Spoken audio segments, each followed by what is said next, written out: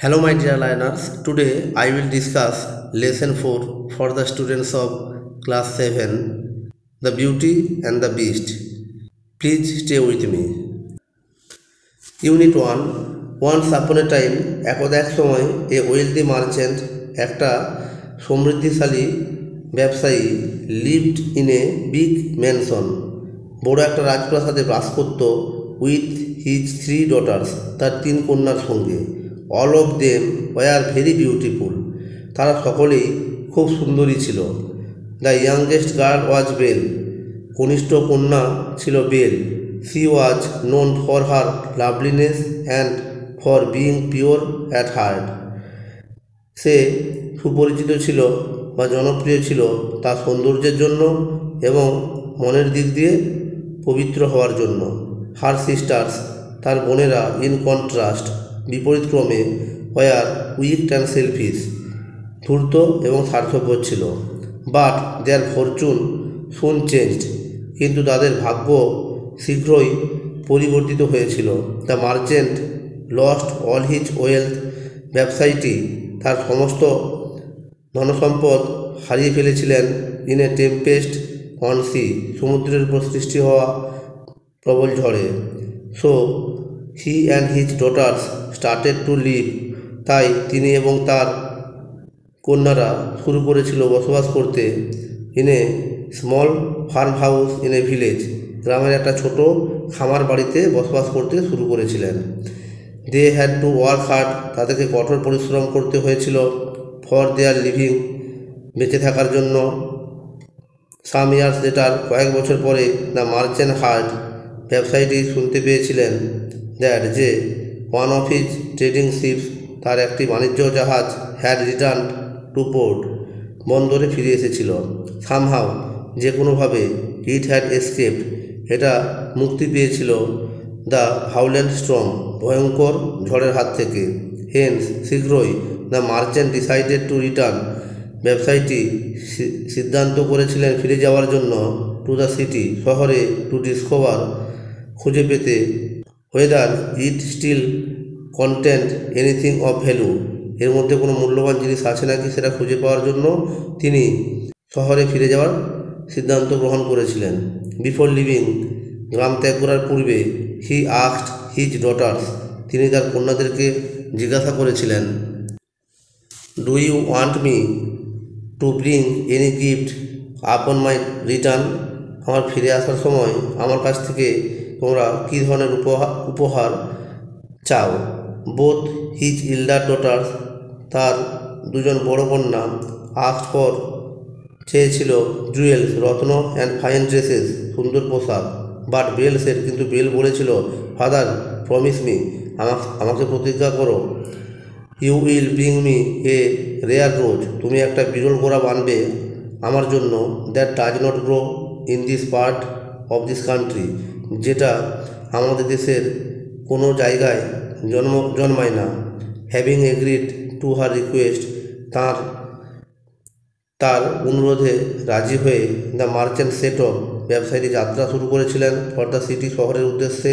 হয়ে যখন he reached the city, তিনি শহরে পৌঁছেছিলেন, হি ফাউন্ড, তিনি দেখলেন, to his dismay, that his ship's cargo had been seized to pay his ডেপ্ট, ঋণের দায়ে তার সেই মালভর্তি জাহাজকে ঘিরে ফেলা হয়েছে। So he has left with no money, তাই তার কাছে কোনো টাকা পয়সা ছিল না, to buy any present for his daughters, তার কন্যাদের জন্য কোনো রকম উপহার না কিনেই তাকে ফিরতে হয়েছিল। হোয়াইল রিটার্নিং, যখন ফিরছিলেন, he lost his way in a forest, বনের মধ্যে তিনি পথ হারিয়ে ফেলেছিলেন। সিকিং শেল্টার, আশ্রয়ের খোঁজে, হি কেম অ্যাক্রস এ ডেজিলিং প্যালেস, সে একটা চোখ ধাঁধানো রাজপ্রাসাদে এসেছিলেন। অ্যান্ড এন্টার্ড ইট, এর মধ্যে প্রবেশ করেছিলেন। ইনসাইড, ভেতরে, he found tables laden with food and drink, তিনি দেখতে পেলেন টেবিলে রাখা আছে খাবার এবং পানীয়, which had apparently been left for him, যেটা স্পষ্টতই তার জন্য রাখা ছিল, by the palace unseen owner, রাজপ্রাসাদের অদৃশ্য মালিকের দ্বারা। The merchant accepted this gift, ব্যবসায়ীটি এই উপহার গ্রহণ করেছিলেন। At to his heart's content, তার মনের ইচ্ছা অনুযায়ী খেয়েছিলেন। And spend the night at the palace, ওই রাজপ্রাসাদে রাত্রি যাপন করেছিলেন।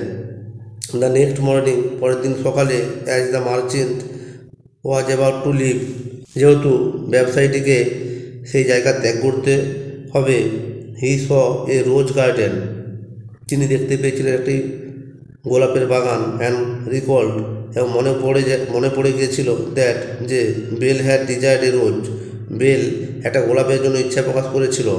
আপন পিকিং দ্য লাভলিয়েস্ট রোজ, সুন্দরতম গোলাপটা তুলে, the merchant suddenly came face to face with a hideous beast, ব্যবসায়ীটি তৎক্ষণাৎ একটা ভয়ঙ্কর বা কুৎসিত পশুর সামনাসামনি বা মুখোমুখি হয়েছিলেন। হি টোল্ড দ্য মার্চেন্ট, তিনি ব্যবসায়ীটিকে বলেছিলেন, last night you were hungry and shelterless, গত রাত্রে আপনি ক্ষুধার্ত এবং আশ্রয়হীন ছিলেন। I gave you food, shelter and comfort, আমি আপনাকে খাবার, বিশ্রাম এবং আশ্রয় দিয়েছিলাম। অ্যান্ড নাও, এখন you are taking away my most precious possession after accepting my hospitality, এখন আমার আতিথ্যতা গ্রহণ করার পর সব থেকে মূল্যবান জিনিস নিয়ে চলে যাচ্ছ। You must die for your conduct, তুমি তোমার এই আচরণের জন্যে মরবে। The merchant beg to be set free, বণিকটি এর থেকে মুক্তি পেতে চেয়ে ভিক্ষা প্রার্থনা করেছিলেন।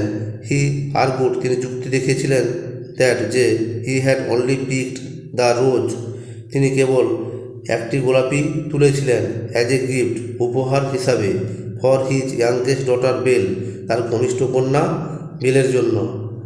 অ্যাট লাস্ট, অবশেষে, দ্য বিস্ট এগ্রিড, পশুটি রাজি হয়েছিল। ফাইন, বেশ, you can take the rose for Belle, আপনি বেলের জন্য গোলাপটা নিতে পারেন। But you will have to return to the castle, আপনাকে এই দুর্গে ফিরে আসতে হবে। অর ইলস, অথবা your daughter shall come to stay with me in this castle, আপনার মেয়েকে আমার সঙ্গে এই দুর্গে বসবাস করতে হবে। দ্য মার্চেন্ট ওয়াজ আপসেট, বণিকটি হতাশ হয়ে গিয়েছিলেন। বাট অ্যাকসেপ্টেড, কিন্তু গ্রহণ করেছিলেন।